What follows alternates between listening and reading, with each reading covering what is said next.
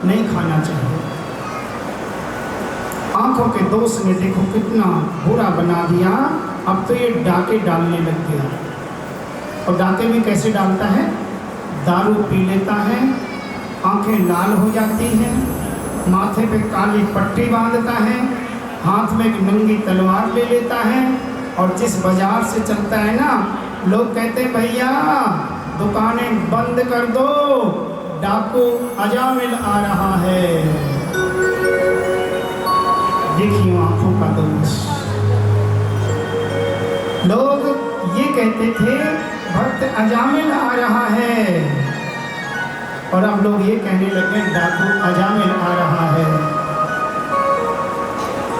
एक दिन एक संतों की मंडली कीर्तन करती हुई जा रही थी अयोध्या से वृंदावन की ओर।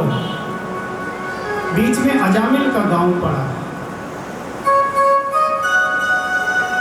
इन संतों को शाम हो गई अजामिल के गांव में, तो सोचा आज रात्रि में विश्राम इसी गांव में करेंगे। अच्छा, हर गांव में हर नगर में कुछ मन चले होते हैं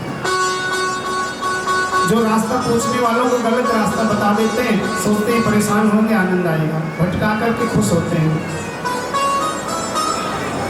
इन संतों को भी ऐसा ही मनचला मिल गया है। इन संतों ने उससे पूछा भैया इस नगर में कोई हमारे लायक घर हो तो बताओ, कोई ऐसा घर बताओ जहाँ पे हम रुक सकें, जहाँ पे हमें भोजन प्रसाद भी मिल जाए।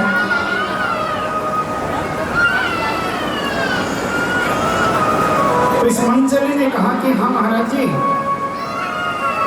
यहाँ से थोड़ा सा आगे जाना, दाहिने हाथ की तरफ जैसे मुड़ोगे ना, एक बहुत बड़ा आंगन है, उसमें एक नीम का पेड़ है बड़ा सा, और ये घर है भक्त अजामिल का। वहां जाओगे ना खूब खाने को मिलेगा अच्छा, और मौका मिल गया तो दक्षिणा भी मिल सकती है अच्छी। अब इन ब्राह्मणों ने संतों ने सोचा इससे अच्छा और क्या हो सकता है, भाई खाने को भी मिल जाएगा, दक्षिणा भी मिल जाएगी, तो ऐसे घर में रुकेंगे। फिर तो संत आ गए और अजामिल के घर के बाहर आकर के अलख जगा दी। अलख निरंजन। अंदर से वो गणिका निकल करके आई। अजामिल गया हुआ था डाका डालने के लिए, और गणिका ने सामने संतों को देखा, हाथ जोड़ के खड़ी हो गई, नमस्कार करके बोली कहिए महाराज जी क्या चाहिए। संत बोले बेटी आज तुम्हारे घर का खाना खाएंगे, इच्छा है आज रात्रि का विश्राम तुम्हारे यहाँ करेंगे। इतना सुनते इस गणिका की आंखों से आंसू की धारा बहने लग गई। मन में सोचने लगी कौन से जन्म का पुण्य उदय हुआ होगा, आज मेरे घर का खाना ब्राह्मण खाएंगे। फिर डर गई, मैं तो गणिका हूँ, इनको पता चलेगा तो क्या होगा। फिर भी बोली हाथ जोड़ के, महाराज जी आप जानते हो मैं कौन हूँ? बोले नहीं। बोली यदि आपको पता चल गया तो शायद मेरे यहाँ का पानी भी नहीं पियोगे। बोले क्यों बेटी क्या बात है? बोली मैं एक शरीर बेचने वाली वैश्या हूँ। संतों ने कहा राम राम, कहाँ आ गए हम।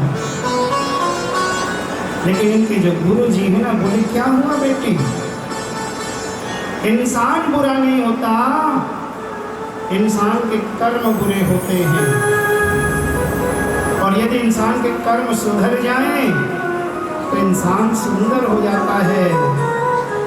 और मन में सोचा ऐसे लोगों को हम नहीं सुधारेंगे तो कौन सुधारेगा। इसीलिए बोले बेटी हम तो आज तेरे घर का ही खाएंगे, बस हमें सूखा सीधा दे देना, हम इस वृक्ष के नीचे अपने आसन बिछा लेते हैं, यही प्रसाद पाएंगे, ठाकुर जी का भोग लगाएंगे और रात्रि का विश्राम यही करेंगे। गणिका की खुशी की कोई सीमा नहीं है आज। इस गणिका ने सूखा सीधा ला करके ब्राह्मणों को दे दिया। ब्राह्मणों ने भोजन तैयार किया, ठाकुर जी का भोग लगाया और खुद पानी को तैयार हुए। उसी समय अजामिल आ गया, दरवाजे पे खड़ा है, ब्राह्मणों को घूर घूर के देख रहा है, आंखें लाल है, दारू पी रखी है, माथे पे काली पट्टी है, हाथ में तलवार है, मानो यमराज आ गया हो। तो ब्राह्मण कभी उधर देखे, कभी थाली की तरफ देखे, बिल्कुल काल की तरह खड़ा है। उस गणिका से डरता है, गणिका ने इशारा किया, अंदर आ जाओ, इनको कुछ मत कहना, मैंने बुला रखा है इनको, अंदर आ जाओ। अंदर गया, गणिका ने कहा बैठ जाओ, कुछ मत बोलना।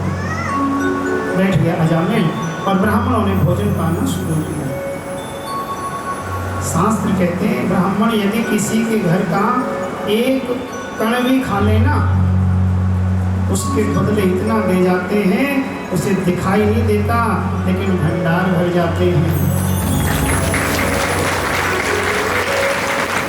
ब्राह्मणों ने भोजन तो कर लिया, अब सोचने लगे इसका भला कैसे करें, क्योंकि कोई पूजा नहीं करेगा, दान नहीं करेगा, कोई जाप नहीं करेगा, ना कोई व्रत रखेगा ये, लेकिन इसका अन्न खाया है, इसका ऋण हमें चुकाना है, इसका भला जरूर करना है, तो क्या करें।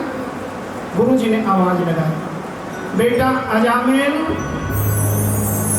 अजामिल ऐसे खड़ा हुआ जैसे कोई सांप सो रहा हो ना और छूद फुंकार मारता है, खड़ा हो गया।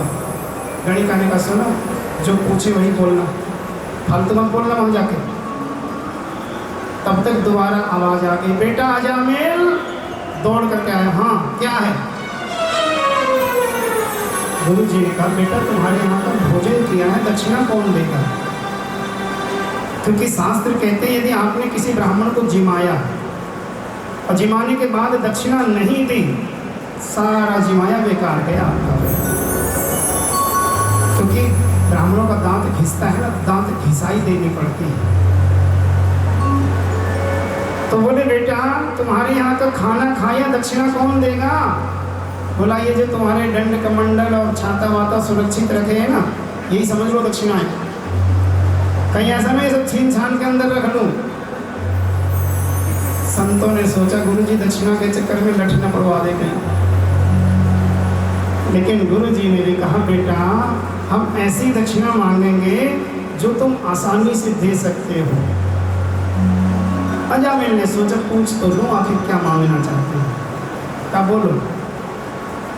गुरु जी ने कहा हमें पता है तुम्हारे यहाँ संतान होने वाली है, ये भी पता बेटा ही होगा, बस ये दक्षिणा दे दो, अपने बेटे का नाम नारायण रख देना। अजामिल ने कहा ये तो कर दूंगा, कोई बात नहीं। ब्राह्मण उसके घर का भोजन करके गए थे, उसकी मुक्ति का उपाय दे गए उसको। अजामिल के यहाँ बेटा हुआ और नाम नारायण रख दिया। अब तो नारायण भी इतना बड़ा हो गया, खेल में कूदने लग गया है। एक दिन ऊपर से बुलावा आ गया अजामिल का, काल ने फंदा डाल दिया। अच्छा देखो जब काल फंदा डालता है ना, इस जीव के गले में जब फंदा पड़ जाता है तो ये चिल्लाता है। इसे यम के दूत चारों तरफ खड़े दिखाई देते हैं, सब कुछ दिखता है इसको, ये बहुत चीखता है, लेकिन गले में फंदा होने के कारण आवाज बाहर नहीं आती, अंदर ही अंदर चीखता है। और चिल्लाते चीखते चीखते ही बिस्तर पे मल मूत्र सब त्यागना शुरू कर देता है, इतना ज्यादा डर जाता है। प्राण आसानी से नहीं निकलते, बहुत पीड़ा होती है जब प्राण निकलते हैं, तो बहुत छटपटाता है जीव। अजामिल अपनी पत्नी को अपने बेटों को खूब पुकार रहा है, आवाज बाहर जाए तो कोई सुने।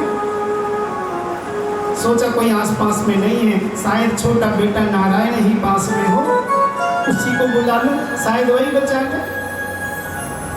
अजामिल लगा चिल्लाने, बेटा नारायण बचा, बेटा नारायण बचा। बेटा नारायण ने तो नहीं सुना, सबके पिता नारायण ने सुन लिया। अरे अजामिल मुझे बुला रहा है, और भगवान ने यम के दूतों को भगा करके अजामिल को सायुज्य मुक्ति दे दी, सायुज्य मुक्ति।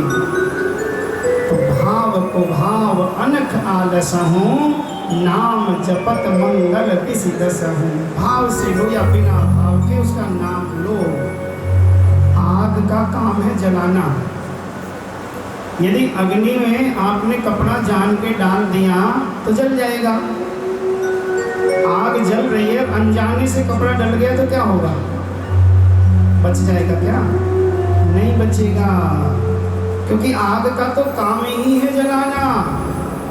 वैसे ही भगवान का नाम है, जान के लो या अनजाने में लो, चाहे जैसे भी लो, चाहे शत्रु भाव से ही लो। इसको देखो ना हिरण्यकश्यप, ये तो उठते बैठते सोते चलते फिरते यही कहता नारायण मेरा शत्रु है, मैं बदला लूंगा। ये जो हिरण्यकश्यप है ना, जब हिरण्याक्ष मारा गया था तभी इसने निश्चय कर लिया था मैं नारायण से बदला लूंगा।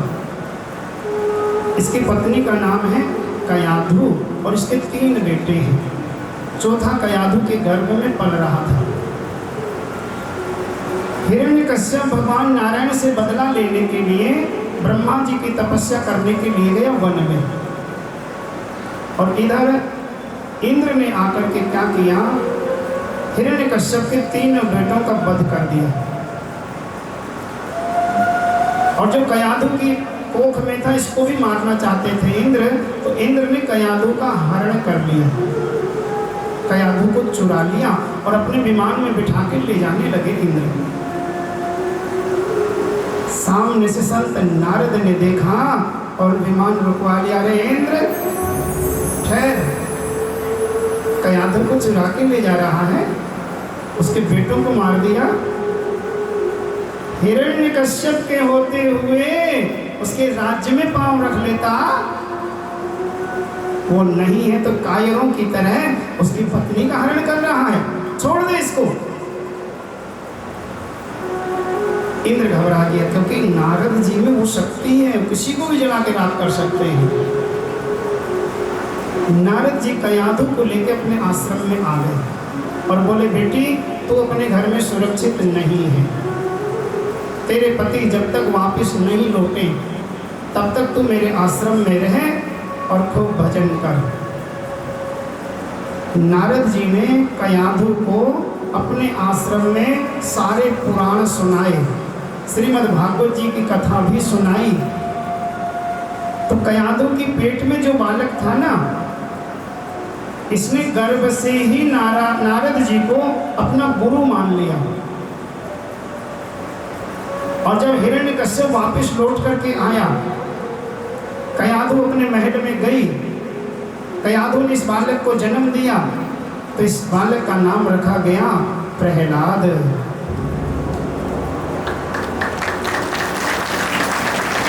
प्रहलाद जन्म से ही भगवान का भक्त हुआ, क्योंकि इसने कोख में ही भगवान की कथाएं सुन ली थी, इसलिए इसके अंदर भगवान की भक्ति जागृत थी।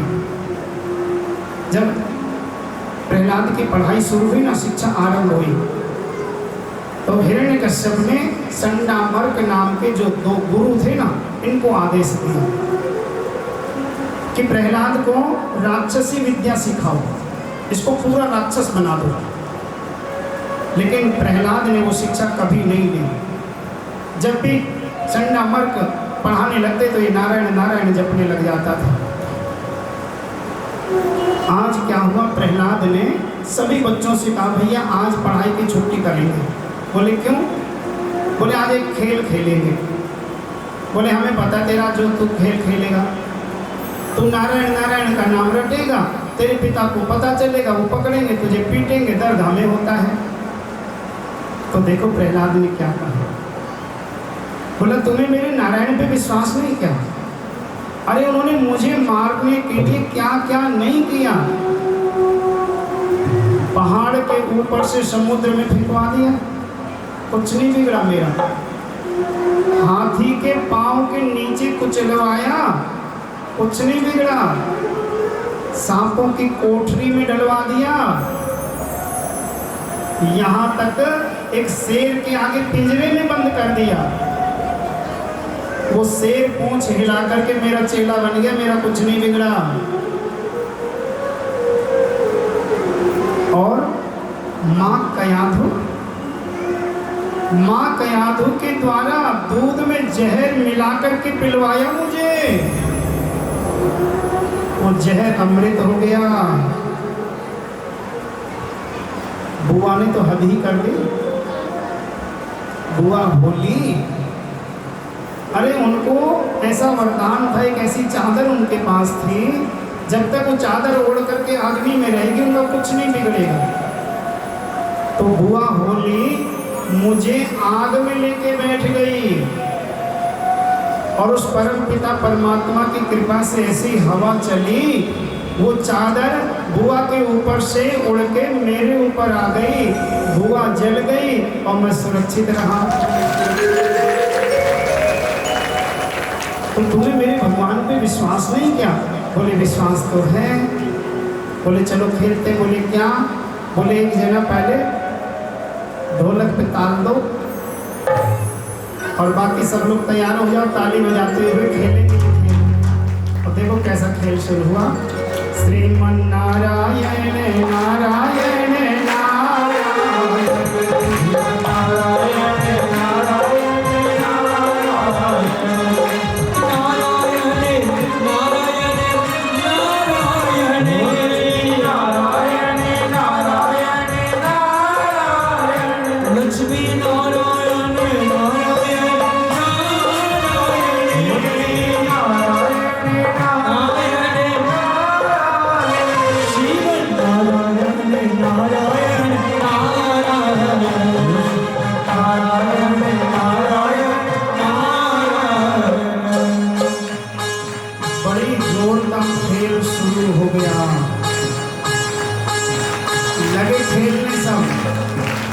जा रहे हैं, उछल रहे हैं, नारायण नारायण कह रहे हैं।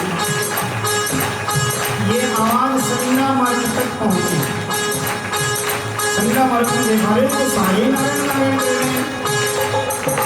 5 सैनिकों को भेजा और जो भी नारायण का नाम ले रहे हैं डंडा मारो, पकड़ के ले आओ यहाँ पर। और जैसे इन सैनिकों ने जाके बच्चों को डंडा मारा, इन्होंने भी उछल करके कह दिया, भजन नारायण नारायण नारायण नारायण नारायण जमाने की चाहत ने हमको रुलाया, जमाने की चाहत ने हमको रुलाया, जमाने की चाहत ने हमको रुलाया,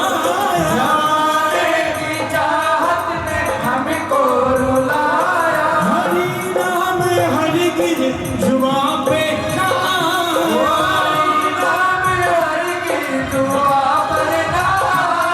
हरि नाम हरि की जुबान पे ना आया। बोलो नारायण नारायण नारायण लक्ष्मी नारायण नारायण नारायण लक्ष्मी नारायण नारायण नारायण। बड़ी जोर का शोर और बढ़ गया ये, क्योंकि सैनिक भी उछल उछल के गाने लगते हैं। ठंडा मर्द को देखा ये सैनिक नहीं लौटे, वो भी नारायण नारायण कहने लग गए। तो 20-25 सैनिकों को भेज दिया और कहा जाओ सबको पकड़ के ले आओ। और इन सैनिकों ने भी जैसे ही बच्चों को छुआ, ये भी बोले भजन नारायण नारायण नारायण नारायण नारायण कर्जदार इतना मैं तेरी दया का, इतना मैं तेरी दया का, कर्जा चुकाने के काबिल नहीं हूँ, कर्जा चुकाने के काबिल नहीं, मैं कर्जा चुकाने के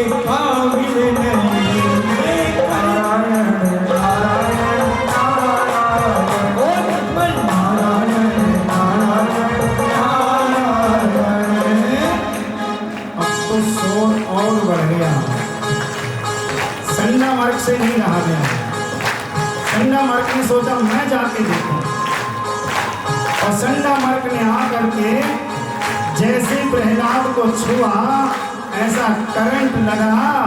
संडा मर्क ने बोले भजबन नारायण नारायण नारायण, भजबन नारायण नारायण नारायण। तूने अदा की मुझको जिंदगानी, तूने अदा की मुझको जिंदगानी, अगर तेरी महिमा जानी न होती, जानी ना होती, अगर तेरी महिमा जानी न होती। नारायण नारायण नारायण, बोलो नारायण नारायण नारायण। अब तो ये आवाज और तेज हो गई, और कहां तक पहुंच गई? हिरण्यकश्यप के महल में। हिरण्यकश्यप निकला, आया तेजी दौड़ता हुआ, और हिरण्यकश्यप ने आकर के जमीन पे जोर का हाथ मारा, और जैसे हाथ मारा सन्नाटा, सब शांत हो गए। सुखदेव जी कहते परीक्षित, नारायण नाम का ऐसा करंट फैल गया था यहाँ पे, यदि हिरण्यकश्यप भी किसी बच्चे को छू देता ना, वो भी कह देता नारायण नारायण नारायण नारायण नारायण नारायण। तमन्ना यही है कि सर को झुकाऊं, तमन्ना यही है कि सर को झुकाऊं, तेरा मैं दीदार जी भर के पाऊं, तेरा दीदार जी भर के पाऊं, तेरा मैं दीदार जी भर के पाऊं, तेरा दीदार जी भर के पाऊं, तेरा मैं तो दीदार जी भर के पाऊं। बोलो नारायण नारायण नारायण, बोलो नारायण नारायण नारायण। लक्ष्मी नारायण नारायण नारायण, लक्ष्मी नारायण नारायण नारायण। जय जय नारायण नारायण नारायण, जय नारायण नारायण नारायण बोली नारायण नारायण नारायण, नारायण नारायण नारायण। लक्ष्मी नारायण नारायण नारायण, नारायण नारायण नारायण।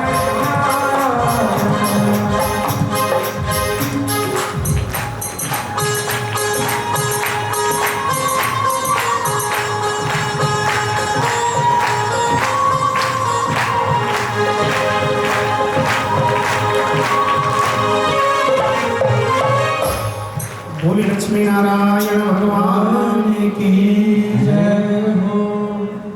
हिरण्यकश्यप ने प्रहलाद से महल में ले जा करके कहा, बता तेरा नारायण कहाँ है? हर समय नारायण नारायण करता रहता है, आज मैं तेरे नारायण को देख ही लूं, बता कहाँ है? प्रहलाद ने कहा, पिताजी उल्टा पूछा, ये पूछो वो कहाँ नहीं है, वो तो आपके अंदर भी और मेरे अंदर भी है, वो तो हर जीव में रहता है। हिरण्यकश्यप ने कहा, क्या इस खंबे में भी है? और जैसे ही कहा इस खंबे में, छोटे से प्रहलाद को शंका हो गई। छोटे से प्रहलाद ने सोचा कि इस खंबे में तो जीव नहीं होता, और पता नहीं इसके अंदर होगा या नहीं। तो भगवान चींटी बन के खंबे के ऊपर चलने लगे, इशारा किया, बेटा यहाँ पे भी हूँ। और प्रहलाद ने चिल्ला के कहा, हाँ पिताजी, मेरे नारायण इस खंबे में भी हैं। हिरण्यकश्यप ने गदा उठाई और बड़ी जोर की गदा खंबे में मारी, और खंबा बीचों बीच फट गया। उसमें से निकले नरसिंह भगवान। बोले नरसिंह भगवान की जय हो। और देखते देखते हिरण्यकश्यप और नरसिंह भगवान में युद्ध शुरू हो गया। थोड़ी देर में भगवान ने हिरण्यकश्यप की नस नस ढीली कर दी और दहलीज में बैठ गए। हिरण्यकश्यप को अपने घुटनों के ऊपर डाल लिया और बोले मरने को तैयार हो जा। हिरण्यकश्यप बोला मुझे नहीं मार सकते, मैंने ब्रह्मा से वरदान मांगा था, न अंदर मरूं न बाहर मरूं। भगवान कहाँ बैठे? दहलीज में, आधा अंदर है और आधा बाहर। बोले देख तो सही तो है कहाँ, अंदर है या बाहर? बोला बीचों बीच हूँ। बोले तैयार हो जा। बोला मैंने कहा था न नीचे मरूं न ऊपर मरूं। भगवान ने घुटनों के ऊपर डाल रखा है, देख तो सही तो जमीन में या आसमान में? बोला मैं तो घुटनों पे हूँ। बोले तैयार हो जा। बोला फिर भी नहीं मार सकते, मैंने कहा था न दिन में मरूं न रात में मरूं। बोले ये टाइम देख कौन सा है, न दिन है न रात, ये शाम का समय है, तैयार हो जा। बोला फिर भी नहीं मार सकते, मैंने कहा था ब्रह्मा के रचे हुए किसी जीव से न मरूं। बोले ब्रह्मा मुझे क्या रचेगा, मैं ब्रह्मा को रचता हूँ। बोले तैयार हो जा। बोला फिर भी नहीं मार सकते, मैंने कहा था न नर से मरूं और न पशु से मरूं। बोले तू देख तो सही मैं क्या हूँ। बोला न मृगम न मानुषम, पता ही नहीं चल रहा तुम मृग हो, सिंह हो या पुरुष हो, क्या हो। बोले तो तैयार हो जा। बोला फिर भी नहीं मार सकते, मैंने वरदान मांगा था किसी अस्त्र और शस्त्र से न मरूं। नरसिंह भगवान के बड़े बड़े नाखून और घोंप दिए पेट में। बोले देख न कोई अस्त्र है न शस्त्र है।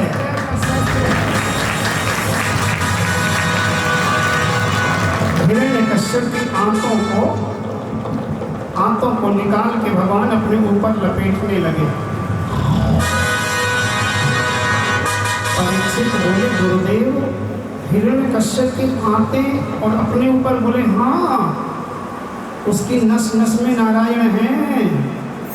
शायद भक्त भूल जाए नाम लेना, ये नहीं भूलता था।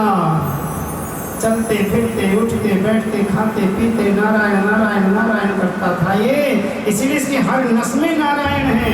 नारायण इसकी नसों को अपने ऊपर लपेट रहे हैं। नरसिंह भगवान बहुत क्रोध में हैं। देवताओं ने स्तुति की, ऋषियों ने स्तुति की, शांत नहीं हुए। तब ब्रह्मा जी लक्ष्मी जी के पास में गए। देवी आपके पति हैं, आप ही शांत कर सकती हो। लक्ष्मी जी ने सोचा देखा ना मेरे पति को कोई शांत नहीं कर पाया, अभी जाकर मीठा मीठा बोलूंगी 2 मिनट में शांत हो जाएंगे। और जैसे ही लक्ष्मी जी गई स्वामी बोलते ऐसी हूम नाद की, एक पांव जमीन में था दूसरा बैकुंठ में रखा था। ये मेरे पति नहीं हो सकते, ऐसा रूप कभी नहीं देखा था मैंने। सुखदेव जी कहते हैं, भगवान कहते हैं अहम भक्त पराधीना, मैं भक्तों के अधीन रहता हूँ। नारद जी ने इशारा किया। नारद जी प्रहलाद को बोलते हैं जा बेटा तू ही शांत कर सकता है इनको। प्रहलाद ने आकर के सुंदर स्तुति की, हे परम पिता परमात्मा, मैं आपका ऋण नहीं चुका सकता। मेरे पिता इतने पापी थे, इतने अत्याचारी थे, आज उनको आपने मुक्ति प्रदान कर दी, अपने चरणों में स्थान दे दिया। मैं आपका ऋण कभी नहीं चुका सकता। प्रहलाद की स्तुति सुनकर भगवान प्रहलाद को अपनी गोद में बिठा करके चाटने लगे, प्रसन्न हो गए। सुखदेव भगवान कहते हैं परीक्षित, भगवान की एक